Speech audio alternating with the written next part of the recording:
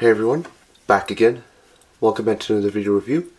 This time we are going to be taking a look at the Transformers Beast Wars Ultra Class TigerHawk. As you can see, his alternate mode is a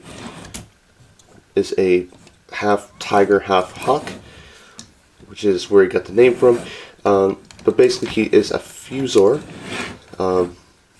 Much like Silverbolt in the same continuity, he's kind of shares the same aspects. But basically, he's an upgraded version of Airazor and Tigertron combined when the Vok decided to just basically combine their sparks and create TigerHawk. Unfortunately, however, at the end he gets killed at the end of the series. But I wish he was in Beast Machines, just for the heck of it. Anyways, so basically, primary colors mostly are white, just have some chromish blue, which is pretty well known for the Beast Wars figures. The chrome and the metallic colors. Just have some green, just have some highlighted lime green, some weird looking green. I think it's like a limeish green. Just have some painted blue. That's actually his crotch in robot mode. Does have his little spark crystal thing here. I'm assuming that's a seat, or that is just, I don't know. And that's really it for the colors. Oh, and he does have black. So the posability on this guy is pretty interesting. The back legs can go forward and back. They actually will close. It's actually an automatic spring. It's a gimmick. So basically, I'll show that to you again.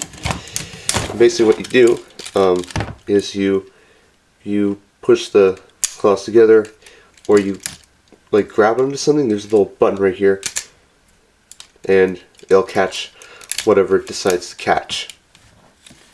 As in, it will catch incoming targets. The front legs will go forward and back, out to the side. They can bend, but that's really it. And the wings are posable. I'll show that to you at the end here. It does have a nice little mask here, so you can see his nice little tiger face. But basically, the head will go up and down. It won't rotate, but the mouth will open and close. And even the tongue has some nice articulation, which is pretty cool. So he can just he can pretend he's Predaking from Transformers Prime and just fire off fire or whatever. But yeah, so basically the wings. I got this off eBay, by the way, in case you're wondering.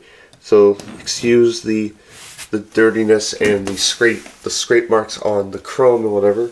Oh, it does have some gold for the eyes of the mask. So pretty cool.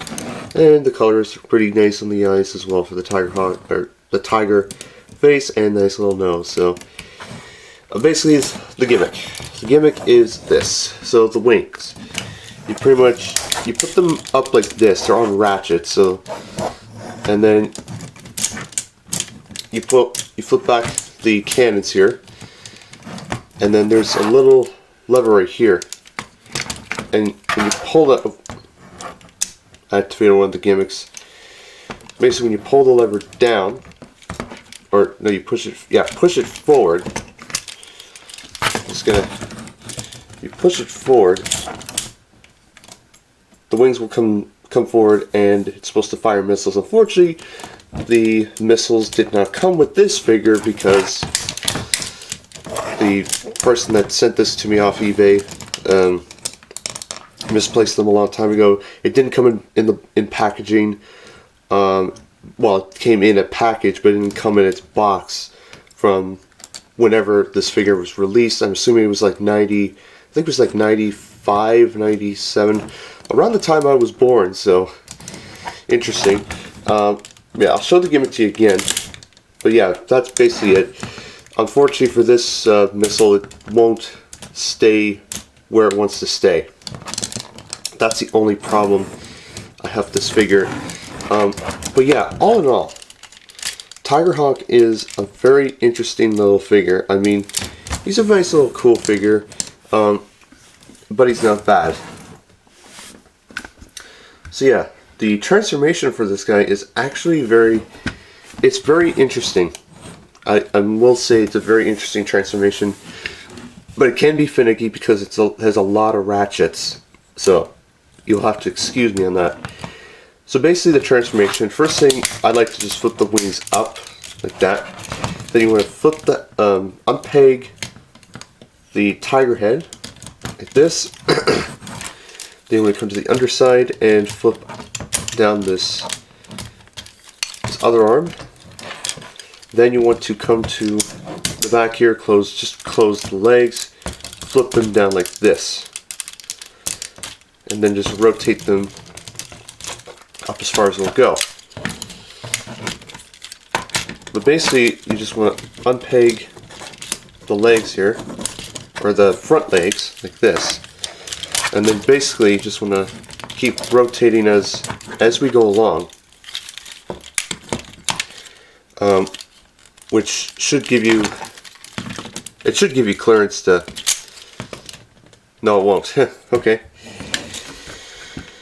Okay, so basically, you just want to, yeah, fold this arm like this, and you want to take the other arm, rotate it like that, and then you could rotate it either way, but basically the real proper way is to rotate this little column like that, and then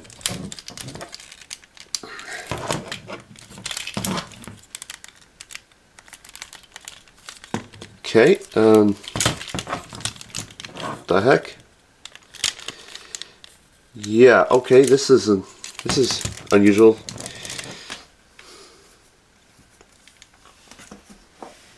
Okay, you just have to give me a moment. I can't figure this out. All right.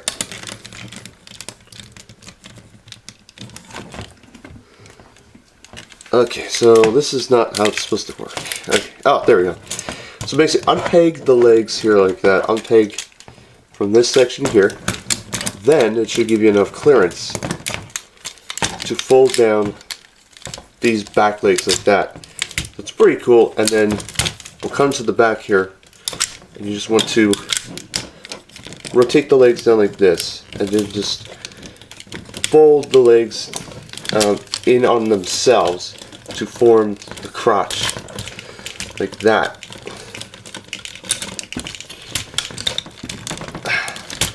And it's a little finicky because some of the joints, like this one in particular, are a little loose. Oh well, what can you do? Then fold the legs down, rotate them down like this, and we'll come right back to the legs as soon as we get to the rest of the figure. For the rest of the transformation, you just want to flip up his head like that, and then you want to flip it up, not quite, but just basically you just want to rotate. You want to rotate these pieces in like that, and then almost like Grimlock from RID, you just want to, I'll show this again, you just want to fold down the back of the legs. What were the hawk legs, just fold them in on themselves, and then you just want to rotate them in like that. Okay, not quite, but yeah, basically just there you go.